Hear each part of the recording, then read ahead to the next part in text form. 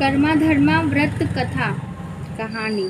बहुत समय पहले की बात है। एक गांव में एक 7 भाई रहते थे। वे सब बहुत मेहनती थे और खेती बाड़ी करते थे। उनकी एक ही बहन थी जिसका नाम करमानी था। सब भाई अपनी बहन से बहुत प्यार करते थे। एक दिन सभी भाई खेत में काम करने गए।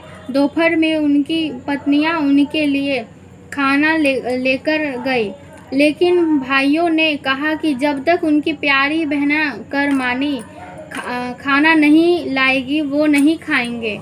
बहन जब खाना लेकर खेत में पहुंची तो उसने देखा कि उसके सातों भाई करम पेड़ की डाली के पास नाच गा रहे हैं। वो अपने काम और भूख सब भूल चुके थे और अपने भाइयों के ऐसा नाचता देखकर बहन को बहुत गुस्सा आया। उसने गुस्से में भाइयों से कहा, यहाँ तुम लोग नाच गा रहे हो और घर पर मैं भूखी प्यासी तुम्हारा इंतज़ार कर रही थी। ये करम डाली तुम्हारे लिए काम से ज़्यादा ज़रूरी हो गई है। गुस्से में उसने करम पेड़ की डाली को उखाड़कर फेंक दिया और करम राजा को अपमान कर दिया।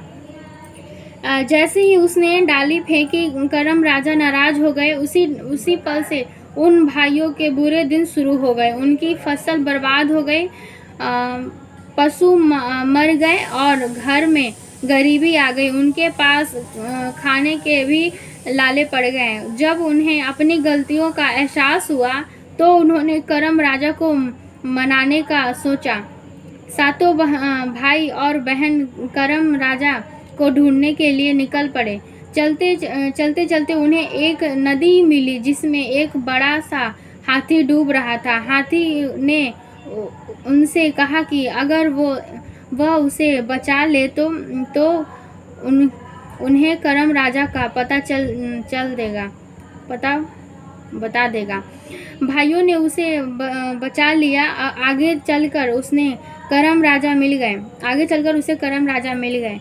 सबने उनसे अपने किए की माफ़ी मांगी और करम राजा ने उन्हें माफ़ कर दिया और कहा, भाद्रपद महीने की शुक्ला एकादशी को जो भी बहन अपने भाई के लिए मेरी डाली की पूजा और व्रत करेंगी उसके भाई और कभी कोई संकट नहीं आएगा और उसका घर हमेशा धन धान्य से भरा रहेगा। उस दिन के बाद से सभी भाइयों के अच्छे दिन वापस आ गए। तभी से यह कर्मा धर्मा की पूजा हर साल की जाती है।